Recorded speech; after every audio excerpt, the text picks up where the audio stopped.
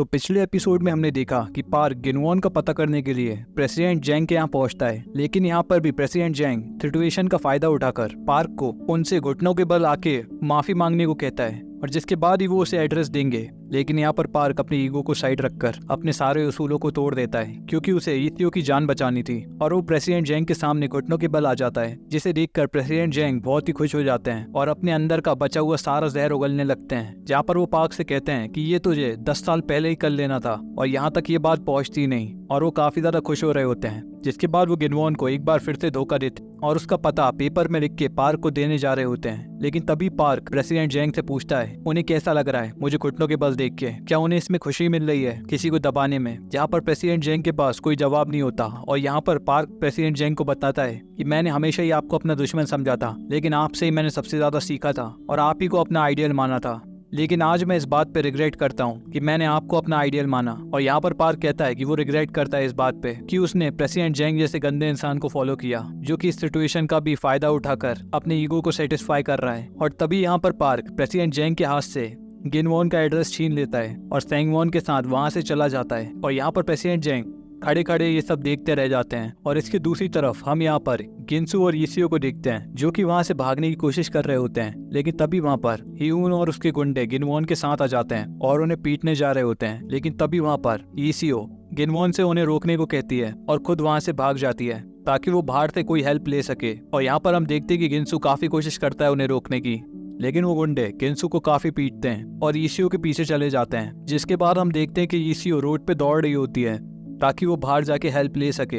लेकिन तभी वहां पर गिनवॉन और ह्यून कार से ईसियो का पीछा करते उसे उड़ाने वाले होते हैं। लेकिन तभी ईसियो रोड से उतर के एक फार्म वाली एरिया में दौड़ने लगती है, लेकिन वहां भी ह्यून के गुंडे उसका पीछा कर रहे होते हैं। और यहाँ पर ईसियो बहुत देर तक दौड़ने के बाद दूसरी रोड पे पहुंचती है, लेकिन वहां पर भी गिनवॉन और ह्यून कार से उसका पीछा करते हुए पहुंच जाते हैं। लेकिन तभी हम देखते हैं कि वहां पर पार्क और सैंगवॉन भी अपनी कार से पहुंच जाते हैं। और यहाँ पर पार्क ईसियो को देखकर समझ जाता है कि उसका कोई पीछा कर रहा है। और यहाँ पर अब गिनवॉन और पार्क दोनों की कार आपस में टकरा जाती हैं। और यहाँ पर पार्क अब कार से बाहर निकलता है और वो ईसियो के गले लग जाता है और उससे पूछता है कि वो ठीक तो है। यहाँ पर ईसियो बताती है वो ठीक है। और अब देखते हैं कि सैंगवॉन कार से बाहर आता है और वो पार्क और ईसियो को वहां से भागने को कहता है, और वो उनसे कहता है कि वो इन्हें संभाल लेगा। और यहाँ पर सैंगवॉन ह्यून और उसके गुंडों को संभाल रहा होता है, लेकिन पीछे से गिनवॉन कार को लेके पार्क और ईसियो के पीछे पहुंच जाता है और अब वो इन दोनों को कार से उड़ाने वाला होता है कि तभी पार्क पास ही में से एक पत्थर उठाकर गिनवॉन की कार पे मार देता है, जिसकी वजह से गिनवॉन को अपनी कार वहीं पर रोकनी पड़ती है। गिनवॉन कार से बाहर निकलता है और यहाँ पर पार्क ईसियो से भागने को कहता है। और इसकी दूसरी तरफ हम सैंगवॉन को देखते हैं, जो कि ह्यून की काफी पिटाई कर रहा होता है। और यहाँ पर पार्क भी गिनवॉन को काफी पीटता है। और इसके बाद हम ईसियो को देखते हैं, जिसने पार्क के फोन से वहाँ पर पुलिस को बुला लिया था। और यहाँ पर पार्क और गिनवॉन की लड़ाई के बाद यहाँ पर पार्क काफी थक गया होता है। और तब तक हम यहाँ पर देखते हैं कि ईसियो भी पुलिस को बुलाकर ले आती है। जिसके बाद हम यहाँ पर देखते हैं कि पुलिस ह्यून, गिनवॉन और बाकी सभी को पकड़ लेती है। और इसके बाद अगले दिन हम सुया को देखते हैं, जो कि पुलिस स्टेशन से बाहर आ रही होती है।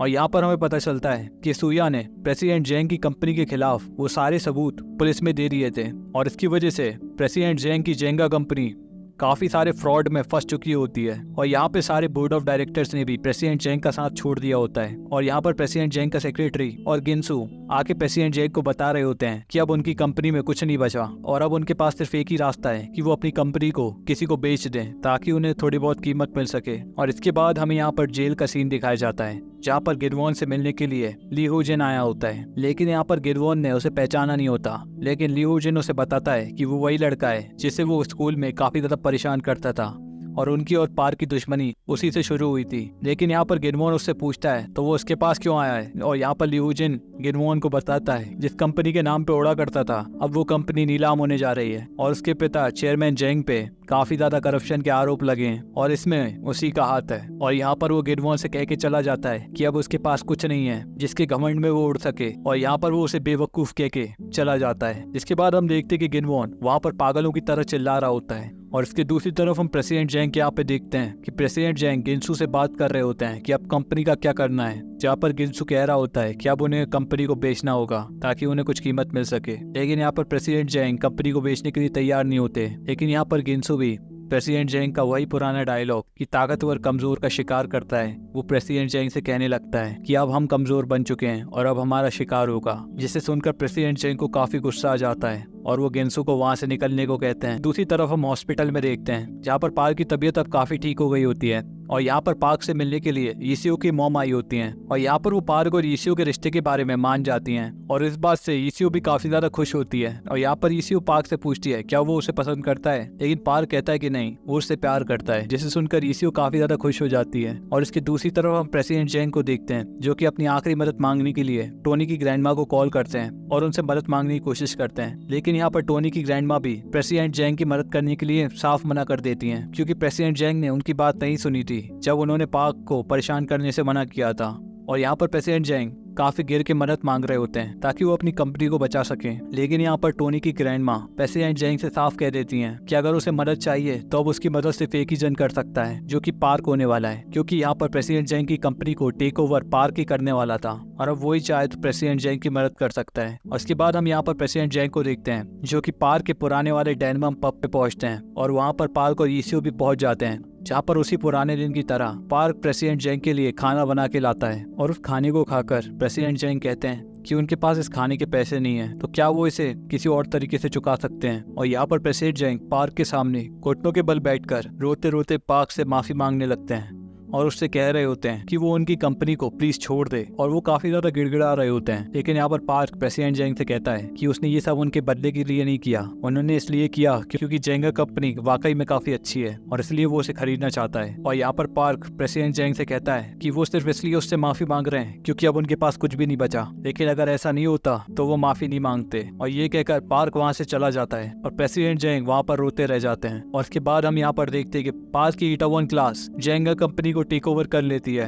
और वहाँ पर हम देखते हैं कि गिनसू भी होता है और यहाँ पर पार्क और गिनसू की आपस में बात होती है जहाँ पर गिनसू पार्क को सभी चीजें बता देता है कि उसी ने हनी के बारे में मीडिया में खबर की थी और वो सेंगवॉन से बात करके आईसी के बारे में जानकारी लेता रहता था, लेकिन उसने ये सब सिर्फ ईसीओ को पाने के लिए किया था और वो प्लीज उसे माफ कर दे। और ये सब सुनने के बाद पार्क यहाँ पर गिनसू को माफ कर देता है। और इसके बाद हम यहाँ पर पार्क को देखते हैं जो कि कॉल पे सूया से बात कर रहा होता है, जहाँ पर वो सूया का काफी थैंक यू कह रहा होता है क्योंकि उसने प्रेसिडेंट जैंग की कंपनी के खिलाफ काफी सारे सबूत पुलिस में दिए होते हैं और उसी की वजह से प्रेसिडेंट जैंग की कंपनी घुटनों के बल आ गई थी। लेकिन हम यहाँ पर सूया को देखते हैं जो कि पार्क की डैड के कब्र के पास आई होती है और यहाँ पर वो पार्क से कहती है कि वो ये ना समझे कि ये सब उसने उसके लिए किया था, बल्कि ये सब तो उसने उसके डैड के लिए किया था, जहाँ पर उसने उनसे वादा किया था कि वो अपनी कॉलेज की फीस उन्हें 3 गुना लौटाएगी और आज उसने अपना वादा पूरा किया। और इसके बाद हम यहाँ पर डेनमम पब में देखते हैं जहाँ पर वापस से मिल गए होते हैं, जहाँ पर टोनी, सेंगवॉन और हनी आए होते हैं और वहाँ पर गिनसू भी पहुंच जाता है और वो यहाँ आकर हनी और सेंगवॉन से दोनों से माफी मांगता है क्योंकि उसने उन दोनों का इस्तेमाल किया था जीतने के लिए। और यहाँ पर सेंगवॉन और हनी दोनों ही उसे माफ कर देते हैं। जिसके बाद यहाँ पर गिनसू ईसीओ से मिलता है और ईसीओ उसे देखकर कहती है